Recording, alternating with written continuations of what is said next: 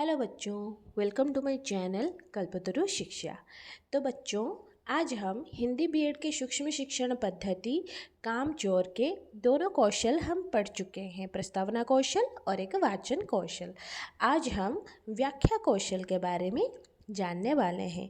तो हम वाचन कौशल में सिर्फ पढ़ रहे थे, बुक में या पुस्तक में दिए गए पाठ को पढ़ रहे थे। तो आज हम व्याख्या करेंगे। उससे पहले अपना सामान्य परिचय। तो छात्राध्यापिका का नाम, विद्यालय का नाम, क्रमांक, कक्षा, कालांश, विषय, प्रकरण, समय, ये सब आपको पहले से लिख लेना होता है, क्योंकि ये सब जरूरी होता है अपने सामान्य परिचय के लिए। तो बच्चों, वही 4 लाइन्स, कौशल घटक, छात्राध्यापिका का क्रियाएं, छात्र क्रियाएं, शामपट कार्य। तो व्याख्या कौशल में विचारों एवं कथनों को परस्पर जोड़ने वाले शब्दों का प्रयोग हम करेंगे। जो भी हम वाचन कौशल में पढ़े थे उसका हम व्याख्या करेंगे पढ़ने के साथ साथ। तो बच्चों, हम पढ़ना शुरू करते हैं। कामचोर।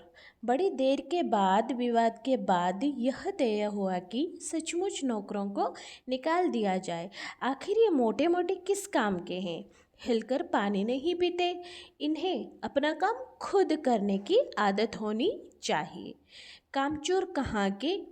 तुम लोग कुछ नहीं, इतने सारे हो और सारा दिन उद्यम मचाने के सिवा कुछ नहीं करते।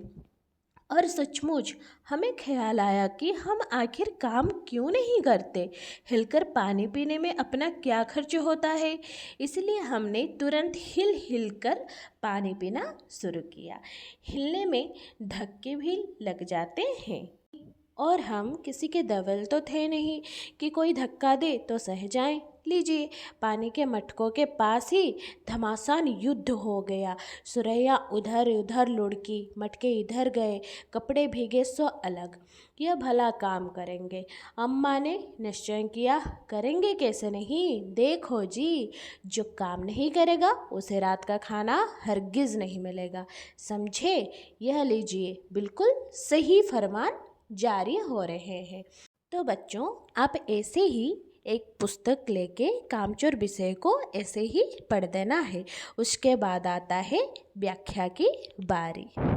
पाठ की व्याख्या करने से पूर्व आपको लेखक का परिचय बताना जरूर चाहिए। तो इस पाठ की लेखक का नाम क्या है या लेखिका का नाम क्या है? इस्मत चुगताई। तो प्रस्तुत पाठ कामचोर के लेखिका इस्मत चुगताई द्वारा लिखी गई है। उनका जन्म 21 अगस्त 1915 में हुआ था। यह कामचोर कहानी में आलसी अर्थात कामचोर बच्चों की है। बच्चे अक्सर काम से जी चुराते हैं। उन्हें खेलने, कूदने और मस्ती करने में ही आनंद आता है।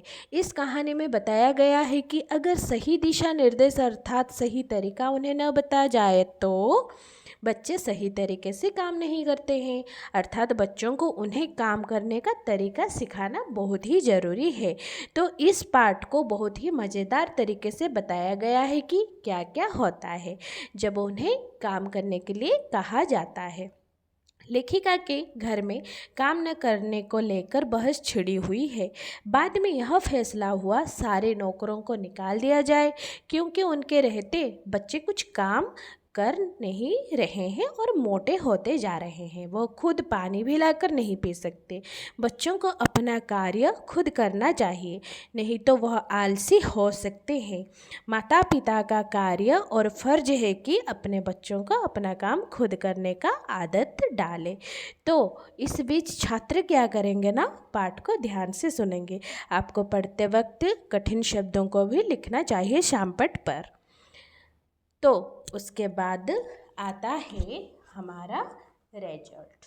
तो जो हमारे निरीक्षण के लिए बैठे होंगे टीचर जी, वो हमारे पढ़ाने का प्रक्रिया देखकर हमें मार्किंग देगी। क्या हम रूल फॉलो किए हैं, उत्तम पढ़ाए हैं, बहुत अच्छा पढ़ाए हैं, अच्छा, साधारण या असंतोषजनक। तो इसी बीच हमारा ये व्याख्या कौशल समाप्त होता है। अगर आपको ये वीडियो अच्छी लगी हो तो लाइक, शेयर और सब्सक्राइब कर दीजिएगा, और मेरी हैंडराइटिंग के बारे में ज़रूर बताना।